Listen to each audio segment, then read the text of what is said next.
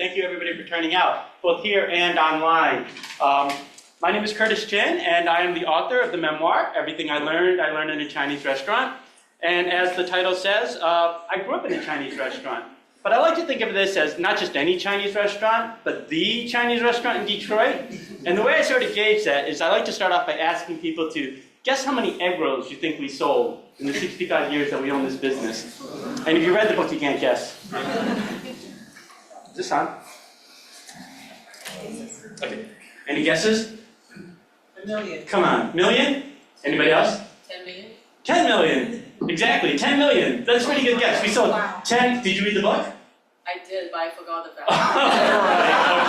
Right. Okay. We sold over 10 million egg rolls. That's how good these are, right? So it's a really wonderful place to grow up. Despite the fact that Detroit at that time was really suffering through a lot of difficulties, the auto industry was going downhill. There was crack cocaine. There was AIDS. I knew 5 people murdered by the time I was 18 years old, including Vincent Chin.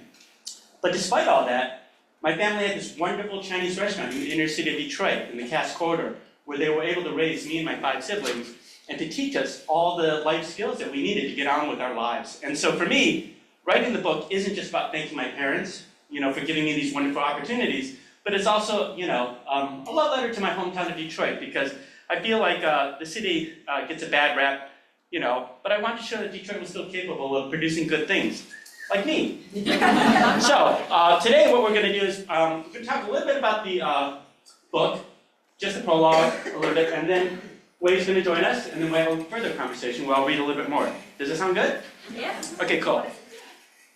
Well, no, I'm still going to stand because I'm still going to talk a little bit more just from the prologue. Is that okay? Yeah. Okay, cool. Okay, so the book is divided into 3 different sections of 8 stories each because Chinese people like 888, right? 8 stories in elementary, middle school, 8 in high school, and then 8 in college. But the prologue actually starts talking about my family and their journey to Michigan. And there are 2 reasons for that. The first is that if you do study Asian American history, oftentimes Asian American history, is it instinctive? You do that too? Yes, I do. My father's here. Okay. I'll try not to mention it then. Yeah, history. If you study it, it's usually based here, in California or the West Coast, right? Maybe Hawaii, maybe New York. But you don't really think of Asians as being in the Midwest. But that's where my family was, starting as early as the late 1800s. So I wanted to honor that history. And I also think that you can't really tell someone's story unless you know the family's history, right? Because so much about what you want, things you desire, the way you sort of see the world is really shaped by their impressions. And so I really wanted to share my family story as part of it too. So I'm just going to read the first page from the prologue and talk a little bit about my family before we get started. Everything I learned in a Chinese restaurant. Welcome to Chung's. Is this for here to go? Armed with a smile and a red waiter's jacket with a perpetual plum sauce stain. That's how my dad greeted any new face who entered the lobby of our popular Chinese restaurant in Detroit. Interestingly, my great-great-grandpa, Gong Li Chin, had faced the same question in the late 1800s as he stood cold and alone on a rickety dock in Guangzhou, China, trying to decide his future and that of his young impoverished family. For here to go. For here to go. As I got older, it was a question I asked myself. Starting in our restaurant's long and open back kitchen, where my family made some of our most popular items, including the tangiest barbecue pork and best-smelling almond cookies, my mom taught me my first lessons. Before diving into math, English, and geography, she began with a little American history, tales of elders and ancestors, our family as prologue. And so the prologue sort of follows that family journey. It follows Gong Li Chin as he moved from Canton, China, to Canton, Ohio, before realizing there weren't actually Chinese people there. And then moving up to Detroit. The auto industry was just starting at that time. He tried to get a job working in one of the factories, but there was a lot of discrimination that those early Chinese immigrants faced, and so he wasn't able to get a job. But he was able to get work doing the hand laundry, right, which is one of the most common professions for those early immigrants. He saved up enough money to open up his own laundromat.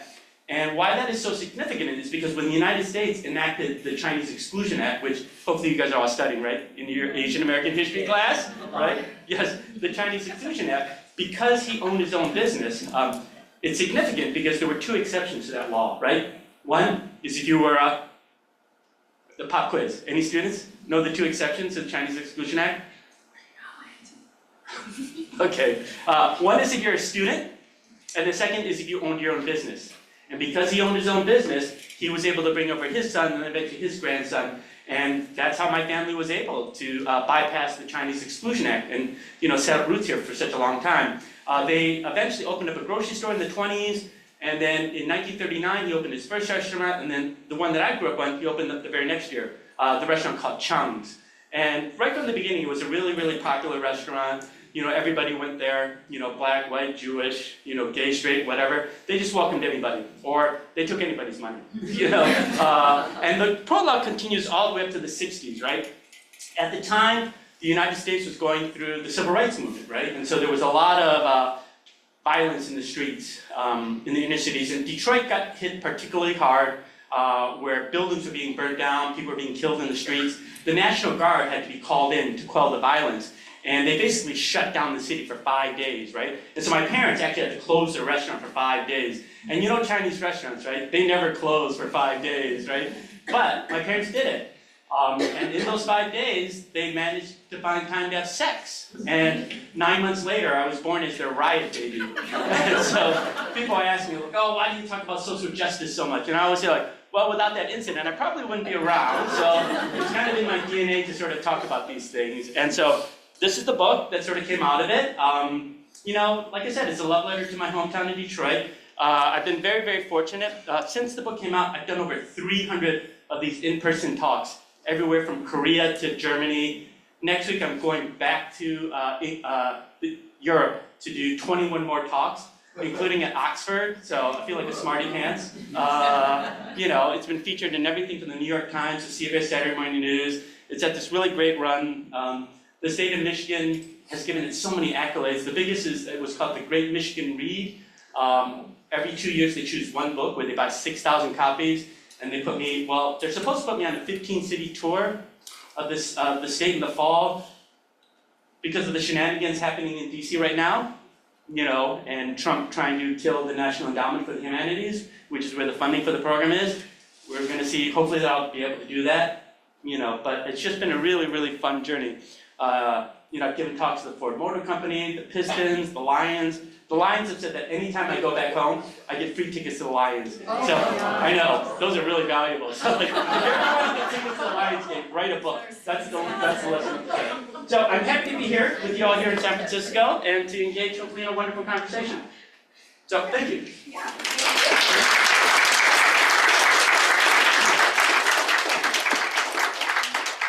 Thank you, Curtis. Well, I have to say I'm a big fan of you, and then really enjoy reading your book. To kick us off, I guess we can start by talking about the title of the book. It's obviously very catchy. I think it's part of the reason why it's so successful. Who does not want to read a book called Everything I Learned at Learning a Chinese Restaurant? And so, well, from the book title, we can tell that the Chinese restaurant Chung's is not just a place to eat, especially for you. It's a learning hub. It's a social hub, basically. It's a neighborhood fixture.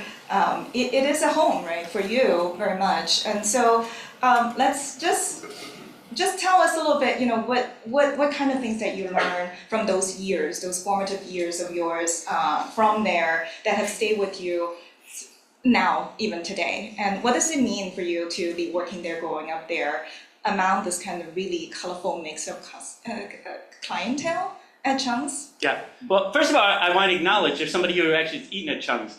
Jean, is that your name? Yes. Thank you, Jean. So wherever I go, oh, did you eat at Chung's too? Pick one, come on. My parents promised to vote. Okay, all right, I'll take that. But it's one of the great joys of doing this tour is I actually get to see foreign customers and things like that. But in terms of what I learned, God, I learned everything. I mean, as the title of the book says, I mean, even small little things about how things have timing, or like cooking, like how the smallest ingredients have the biggest impact. On dishes sometimes, right? But I think that the one lesson that I love talking about is something I learned from my dad, who was the waiter, the head waiter at our restaurant. And so when you're a little kid, oftentimes your parents say, don't talk to strangers. My dad gave us the exact opposite advice. He was like, talk to strangers. And who he was talking about were the people sitting in our dining room, because my dad was a kid from Chinatown. He never left, never went to college. He's lived his whole life there. But he had this miraculous ability to just make a connection with anybody that came into our restaurant. And whenever he met somebody who he just thought, seemed really good, hearted, or like had a good energy or whatever, he'd call all 6 of us kids to run over and barrage them with questions of like, what do you do for a living?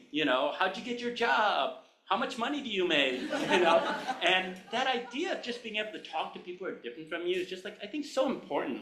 But also building on that, the ability to ask questions when you don't know the answer to something, the ability to ask for help when you need it. Those are things that I feel like I've carried with me throughout my life, and that's what's allowed me to sort of have the life that I've had, where I've been able to travel around and, give talks all over and just meet people. And, I think it's also something that our country really needs these days, right? When we're so divided, we don't have this ability to even look across the aisle and just sort of engage. So it's just something I really, really thank my dad for. Mm-hmm. Yes, your dad is has such a presence in the book. We'll get into that a little bit more. So your whole story is set against the background of Detroit. It's a place with a lot of character, a lot of history and grit. But it was also going through a very difficult, economic depression at the time when you were growing up. And so can you talk a little bit about your relationship with the city and whether writing this book changed your relationship with the city? Detroiters, I mean, we But are you still a Detroiter? always, yeah, no, of course, you never leave, you can take the kid out of the city, but you can't take the city out of the kid. Yeah, I just love my hometown so much, and I think that part of it is because I grew up in a time when the city saw the worst of it. Really, like the 70s, the 80s, and the early 90s were just really, really awful time. I'm old enough to remember when the city, like every city block had a building on it, and throughout my whole childhood, it was just building after building burning down. You know what I mean? Someone getting killed. Like, so I say I knew 5 people murdered. Those are people that I knew, but beyond that, like there were other people in the neighborhood you hear like, oh, that person just got killed, that person just got shot. It was a really, really violent time period to grow up in. But at the same time, I think that it made me much more forward-thinking person in the sense it forced me to say, like, look, there's all this tough stuff going on, but you've got to find something to hold your hat on, something to, move forward with. So in some ways, it does shape you, right? Like, when you grow up in a situation like that. I mean, it does. I mean, there are a lot of details in the book that were really shocking to me when I was first reading reading it. And then, so one of it, for example, we were talking about when you were in an elementary school. That was a detail that really stayed with me. So that's when you first started going to elementary school. You encountered this teacher who called you Mr. Chin, and then you look up to her, you warm up to her, and then you feel that she was your first crush. I'm quoting you in from the book. I was straight back then. That's how long but then one day something happened, and then you realized, oh, the feeling was not mutual. Yeah. So can you tell us a little bit about that incident, and then what's your takeaway from that particular day? I actually have a quote that I would like you to read. I rarely talk about that story. That's not the one people usually ask about. I do ask them. So I have to bring. I remember everything about it. I even just like going to the Oh, it's such a terrible. So, in the old days, grocery stores would have like these little machines right by the front, right, where you'd put like a nickel or a quarter and you'd get like a free thing. Like, I had this 1 quarter that, you know what I mean, I put in and I got a little gift for it and I gave it to her. You know what I mean? I didn't put that in the book, but it's like, I saved up for it and I gave it to her and she didn't even care. So I had my heart broken, really. That's why I'm gay. But was she the one who pulled you out of it? Huh? Was she the one who pulled you out of it? Yes. Okay, I want to hear that. I want to hear that. So the actual story is that, my family's, we speak English to each other. My dad was born here. My mom came when she was a teenager. They speak different dialects, so they spoke English to each other. So we were an English household, but when I started school, she actually pulled me aside and made me go to English remedial class. So, that's, when you're a little kid and nobody wants to be pulled aside, right, and told that, you And you had the perfect English. You had the most perfect English in Chinatown. You're so proud of yourself, and you did not see that happen. Yeah, because all the other kids in Chinatown were immigrants, right? So they all had an accent, but me and my siblings, we were the only American-born kids there, and so that's why it was really shocking to me too. It's like, but then just to show you what a bad decision that was, it only lasted like a very short time period, a couple weeks, yeah. Yeah, and then there's a reflection that you wrote on page 22. Okay. Are you gonna test me? That's you. That was, so just to build this up a little bit, so after that day you got pulled out of the class, and it was an experience, it's mortifying, right? I imagine as a kid, especially looking back, it must be a horrifying experience and humiliating as well. And then you went home, and then your mom would lay out snacks for you to do homework, just as usual. And during a snack, your thought went back to that particular moment, and you wonder what had caused the teacher to pull you out, single you out, right? So, and then you talk about what did she hear that warranted this action? So when I was in You want me to talk about it, or? Can you read when I was? When I was mid-snack? On page 22? Yeah. I have to admit, I haven't seen this book in a long time since I turned it into the publisher. Like they tell you, just focus on one or two of the stories, right, and forget the rest of the book because you'll go crazy. The third paragraph from the bottom. When I was mid-snack? When I was mid-snack, my mind drifted back to school. What flaw had my teacher detected? Was it the Hoi Ping accent from my grandparents, the Cantonese from our cooks, the black slang from our delivery guy, the Hindi and Tagalog from the other kids in Chinatown, the Portuguese from our cook from Brazil, or even the French-Canadian from the CBC, the station across the river that broadcast Ernie A. Burt? So it was just this idea, it's like, that's why I don't speak Chinese, because like there was all these like, linguistic influences growing up in that Chinatown that, for me, it was just easier just to speak English, right? Because everybody spoke English, right? So that's what I was, just sort of trying to parse out. Yeah, I don't know why this particular moment was registered very deeply with me.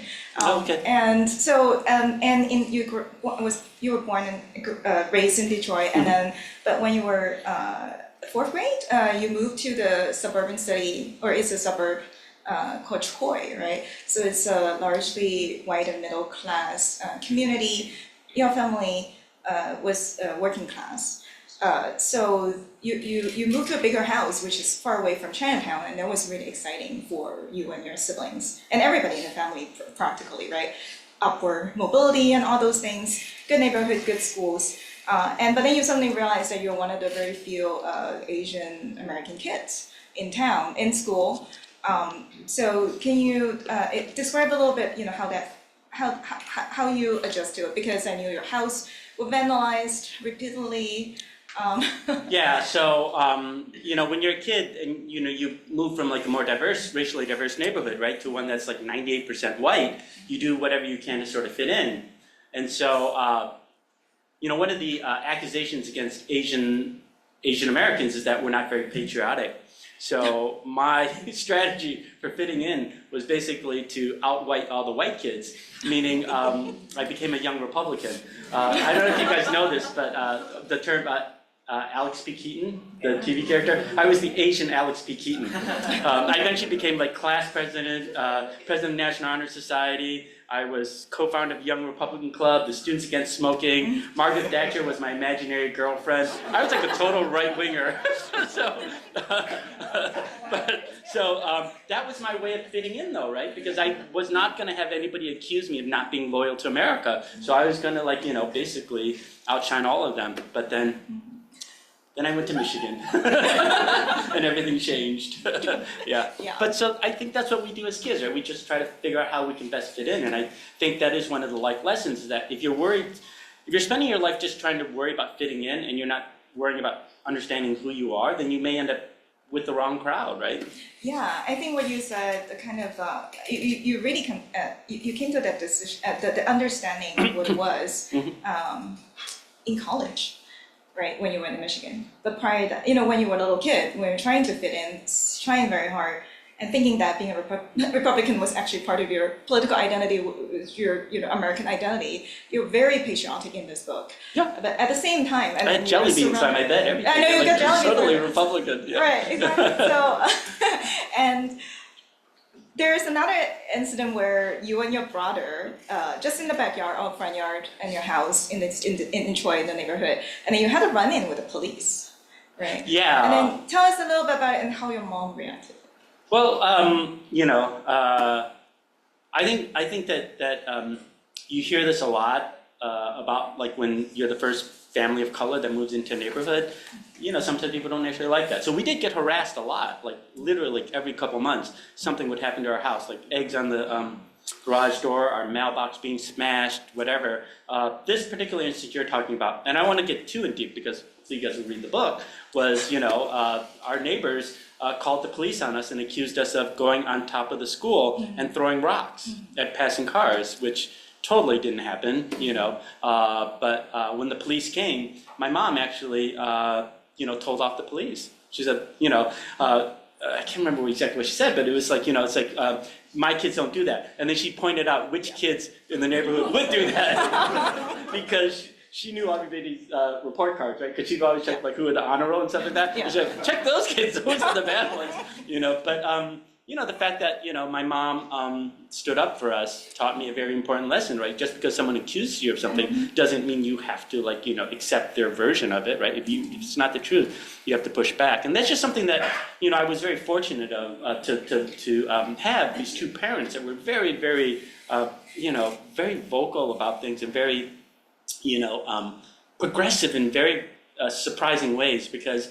And maybe that's a different way of looking at my parents because I think a lot of times, we have these stereotypes of what Asian parents are like, but my parents are I was the weirdo, like I was the conservative, like my parents were like the liberal, just like that TV show. So as a closeted gay kid, I was constantly testing my mom out to see how she would react, like if I came out of the closet. And she just always surprised me. Like, one time, there was a bunch of, so our customers were everybody from the mayor on down to the pimps and prostitutes. And so one time, a bunch of prostitutes were, ordering food and she was just laughing with them. And I just afterwards said, Mom, you know what they do for a living, right? And she's like, yeah, but we all got to make a living, right? I mean, so like very progressive thinking, for an immigrant Chinese woman, and when it came time to, AIDS, there was this report on AIDS on TV, and I didn't want to show too much in the program because I didn't want to be out. I didn't want my mom to say, like, why are you so interested in this subject? My mom, was pushing me on it because she knew I liked Reagan, right? And I said, back off, Mom. He's too busy fighting the Russians, right? And I just asked my mom, what do you want him to do? And she just said, help. Like a 4-letter word. She just said, help. That's all. And it just really struck me that my mom was a much nicer and compassionate person than me about AIDS, so yeah, there was definitely something wrong with that. So yeah, your mom is such a character in the story. I mean, along with other characters as well, a lot of family members came alive as you write them. So really appreciate that. So I'd like to read a story about my mom. Okay. Is that okay? Yes, please. Okay, great. So I'm going to jump ahead a little bit, towards high school, college. So to set this up, so you guys all know about the Vincent Chin case, right? We don't have to talk about it right now, but that was my freshman year of high school. My senior year, one of our favorite customers, his name is Dr. Candid, but that doesn't matter, but he would come in at strange hours all by himself, right? He told us he was actually a ER doctor, but it turned out he was actually a famous psychiatrist who was coming to the area to hire prostitutes. And he ran up this bill with this one girl and broke off with her, but the pimp got so upset that he also took a baseball bat and bashed his head in and killed him. And then he took a Ginsu knife and chopped up his body and littered it all the way up the freeway up to the northern Michigan. And so that was my senior year. And then with AIDS in the news, the only time you ever saw a gay person was they were in the hospital and they were dying, right? And so I really did not think I would live past the age of 30. I really thought that I had a very short shelf life. And so I didn't understand the point of going to college for 4 years. I was like, I'll probably be dead by the end of the decade. It's like, I need to go out and see the world and experience things while I still have a chance. But my mom, who was, she was an immigrant, she had an arranged marriage. She had to drop out of high school at the age of 17, even though she was, had gotten a full ride scholarship to one of the top high schools, Sacred Heart, a Catholic school in Hong Kong.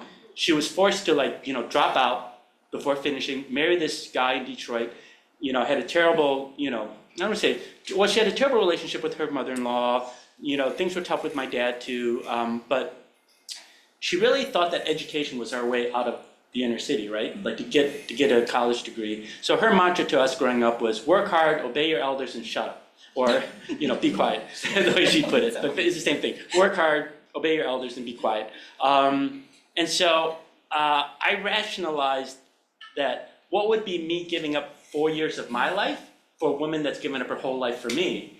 And so I made a deal with my mom. I said, okay, Mom, I'll go to college, I'll apply to college, but I'll only apply to one school. And if I don't get in, I'm not going. And she says, okay, fine, you apply to Michigan. So I applied to Michigan, and sadly I got in. And then I ended up going to college. And I didn't know what I was going to study, and I was one of those kids that actually worked full-time, and then I went to school at night. And so I took night classes, and when you go through the course catalog, you realize that at 6 p.m. there are a lot of creative writing classes, right, for some reason, right? I don't know why. But so I did the math, and I said, okay, if I studied poetry, and if I only wrote haikus, I could graduate in fewer than 500 words. That was my whole goal for graduating, write haikus. But I guess I must have wrote a really good haiku because I got into the creative writing program at U of M, and they only took 20 students. So it was a pretty good achievement, I think. So I'm going to read a story from that moment after I got into the program, okay? Oh, one thing is that all the chapters in the book are listed like a Chinese menu. So this may not make sense, but this is chapter M7. Okay, so, all right. M7. Being a creative writing major made me the literary expert at Chung's. That was inevitable, as my dad asked every customer, have you met our number 3? He's the writer in the family. Every time he mentioned my program, the number of students accepted got smaller and smaller. At some point, I expect him to say I was the only one on campus even allowed to own a pen. One week, one of our waiters was out sick. My younger siblings were busy with their weekend activities, so I was the one called in to help. I jumped at the chance to have some home-cooked meals for a few days. I was running around the dining room, refreshing our customers' silver teapots, when a white middle-aged woman reached into her oversized bag and pulled out a colorful hardcover. Have you read this book? It's so good! The Joy Luck Club, the recently released novel that featured a bunch of old, sassy Chinese ladies who like to eat, gossip, and play mahjong, could easily have been set in our back kitchen. Every time I came in to help at the restaurant, another diner, usually older and female, cited the most memorable characters, lines, and scenes. They all wanted to know if I was working on something similar.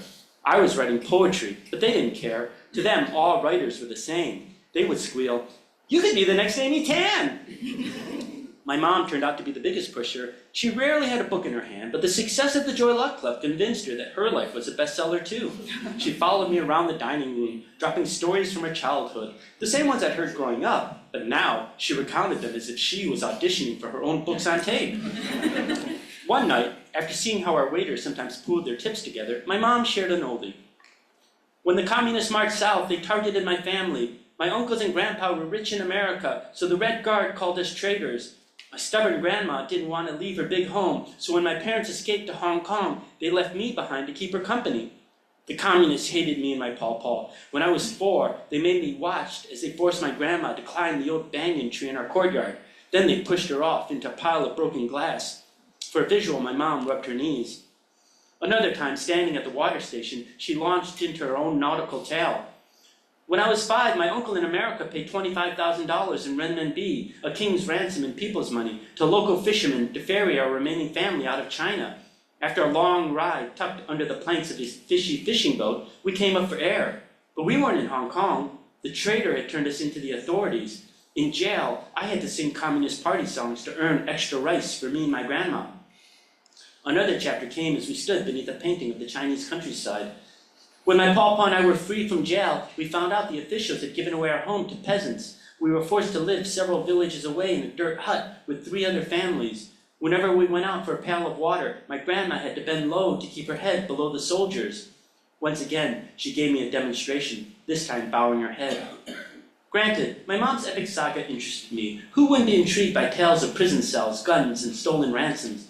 Even the parts about her mundane life in Hong Kong after she was reunited with her parents and siblings were amusing. But these were her stories, not mine. She had to tell them, not me. I was in school to find my own voice. I sat and listened, but that was as far as it would go. Toward the end of the summer, as I was at the back table sipping my red pop, stockpiling poems for the upcoming semester, my mom sat down. Before I could say anything, she started talking.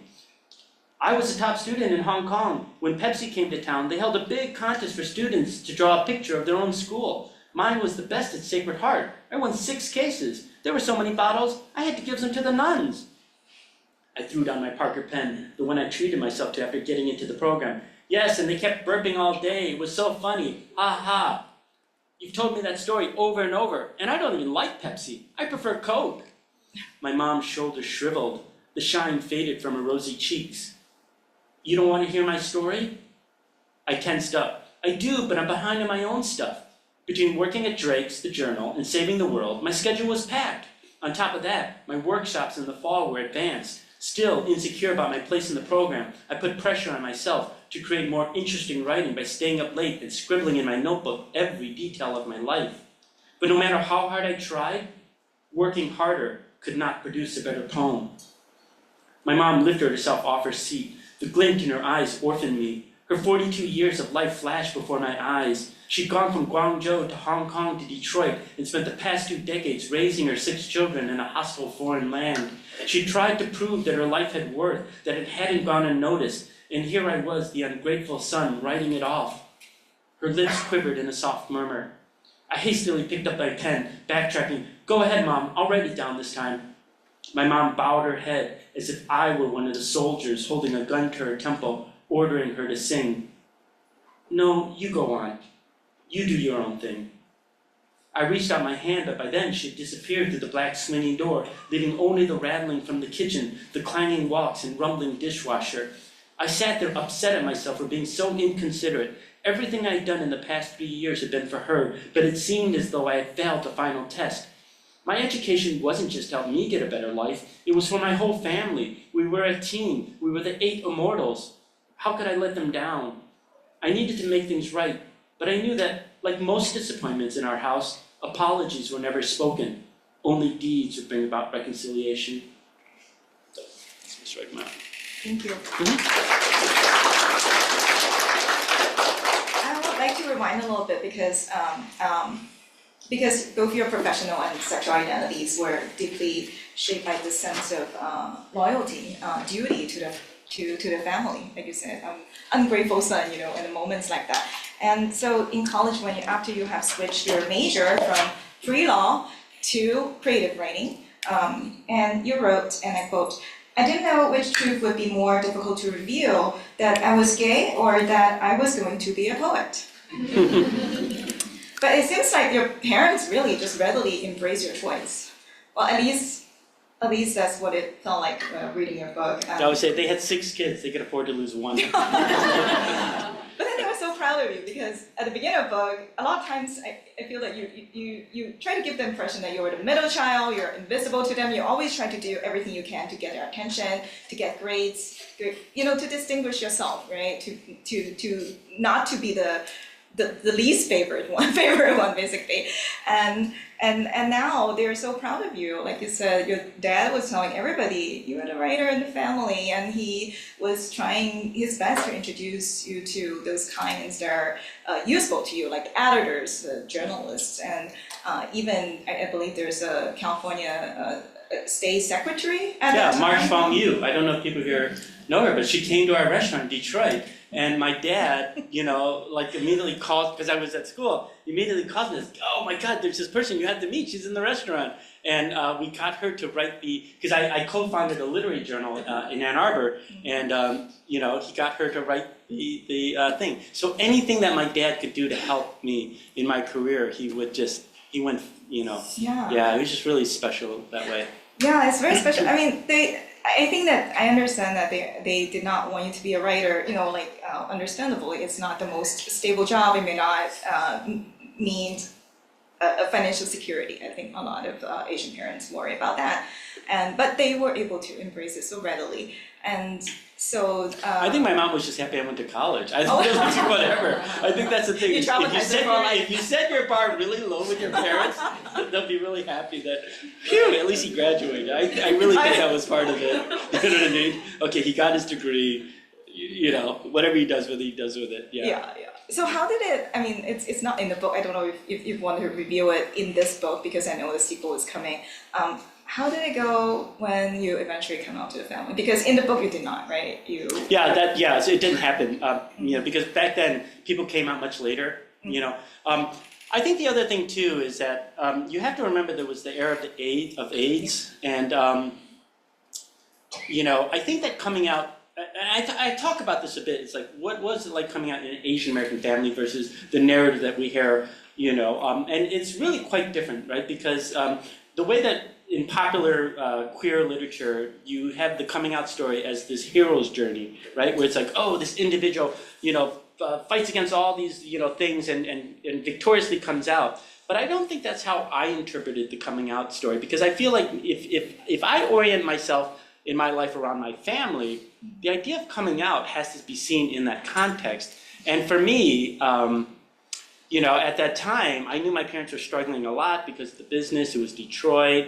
You know, they had 6 kids. You know, I just didn't feel like I wanted to add that burden to them. So for me, coming out really had less to do with me, because I was fine, like for myself. Like, I knew I'd be okay because I'm pretty independent, you know what I mean? Coming out would not, and I don't need to do that to my parents, you know? So I feel like I was being kind and protecting them in that way. And I don't say that as like a way of skirting or denying, or, you know, because sometimes people will say, oh, you're a coward for coming out so late. But no, I do think that sometimes delaying coming out is an act of kindness, and that's not necessarily a bad thing, you know, in the context of a family, you know. And if that is an Asian American understanding of the coming out process, maybe we think about family a little bit more. I don't know, but that's certainly what I experienced, you know.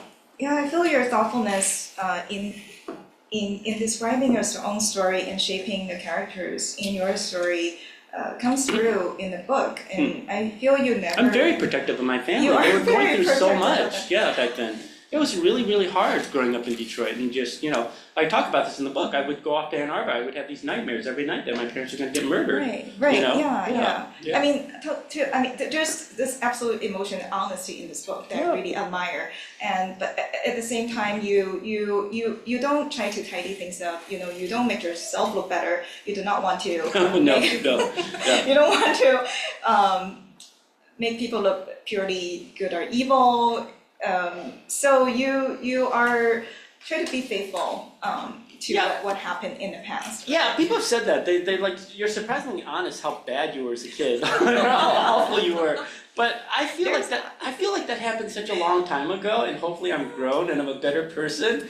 And I also feel like if you can't laugh at yourself, then you really have no point writing a memoir. Yeah. I mean, you have to have that distance, say, like, okay, I've grown, I've learned, I'm a different person. So I don't have a problem, like, you know, sharing a story how I was kind of a dick to my mom, you know what I mean? Yeah. Because that's what happened, you know, but hopefully I'm nicer to her now, you know what I mean? Yeah. So yeah, I don't, you know, I don't think that would be a good memoir if I just presented myself as like the hero and only had, you know what I mean, everybody else around me was crazy. Because, you know, you contribute yourself. You're not always the hero in your own life. You may think you are, but I don't think you always are. You don't do that. I mean, what I think you did wonderfully was to shape this character. I mean, make them so relatable in the sense that, like, your dad, Big L, he was really fun, he's loving, and he's a lot of integrity and extremely confident talking to everybody. You know, that's his talent.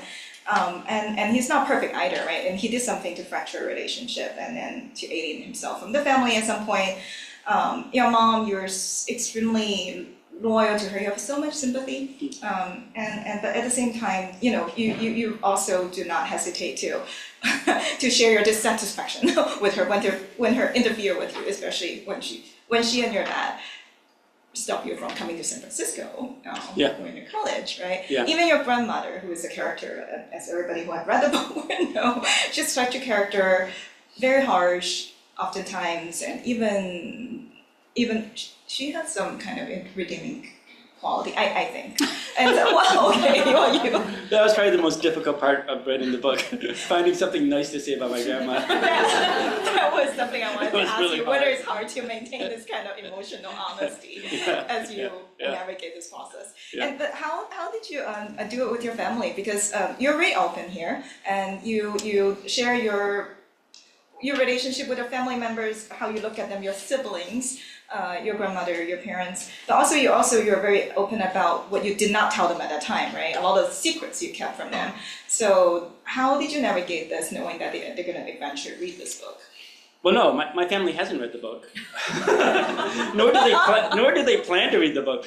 According to my sister, she has zero interest in learning about my sexual awakening. And my brothers are all like, yeah, that's your version of what happened. So they don't feel the need to read my book, which is fine, you know. I do think they support me because when I post up things on Facebook, they do hit the like button. So I think that says something. But no, they don't feel the need to read the book, and that's okay with me, you know. Yeah. I mean, do you really think they didn't read your book? I mean, we all. Oh, you think they secretly read it? I think they secretly read it. Oh, really? Don't you think that they secretly read it? I mean, Yeah.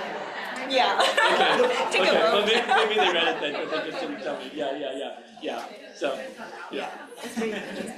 So,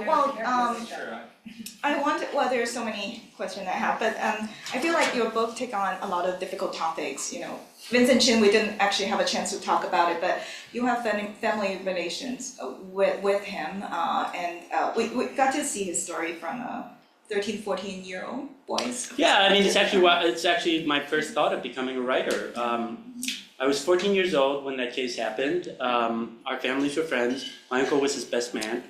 And so we found out, so you guys all know the Vincent Chin murder case, right? Does anybody here who doesn't know it? Because if not, I'll mention it. So 80s Detroit, very difficult time period, a lot of anti-Japanese sentiment, which led to a lot of anti-Asian sentiment. Vincent was a Chinese American out celebrating his upcoming wedding. He goes to the strip club. At some point, these two white auto workers come in, and they're overheard saying, "It's because you motherfuckers that were out of work." They're all kicked out of the bar. These two guys get in their car, and they drive around the streets of Detroit until they see Vincent sitting outside of McDonald's. They take a baseball bat from their car, and they bash his head in. And so we found out that very next morning that he's in the hospital, right? And when you're a 14-year-old kid and you know somebody that's struggling for their life in a coma, you're going to check the newspapers, right? You're going to see how they're going to report on it. I checked the papers, I checked the radio, the TV, nothing. I checked the next day, nothing. I checked the day after that, nothing. It took them 12 whole days before the media actually covered that story. In that time period, everybody in our Chinese American community was coming to our restaurant, partly because we had the gambling den, in our business, and we were like the center of Chinatown. But they were coming and asking us for all these details, right, of what happened and stuff like that. And, several months later, when the judge came back and said that, only fined these guys $3,000, they never had to serve a single day in jail. And that was really quite devastating. And his rationale was that you don't put these type of people in jail, meaning white middle-class people with jobs. I personally don't have a problem that the judge showed compassion for these two killers because I'm sure they didn't plan to kill somebody at the start of the day, right? And as Buddhists, we're taught to be compassionate, right? But what I do have a problem is that the judge showed no compassion for Vincent's family, or Vincent's fiance, or Vincent's mom, you know what I mean? Or even our community. And to me, his statement of you don't put these type of people in jail taught me that, he just doesn't know who we are. He doesn't see us as being worthy of justice. And so as a 14-year-old kid, what I did was, I lugged the typewriter. Do you guys know what that is? So I lugged the typewriter into the dining room and I started writing these letters to the editor as a 14-year-old kid saying, hey, come on, you guys need to talk about this story, right? But none of them ever got published because I'm a 14-year-old kid and not a very good writer. But that's when I decided to go from being a waiter to writer. See what I did there? Waiter, writer. And that was my journey. My first idea that the importance of words, of telling our stories is something that literally could save your life. So yeah, it's a very pivotal case to me growing up. Yeah. I thank you for sharing that.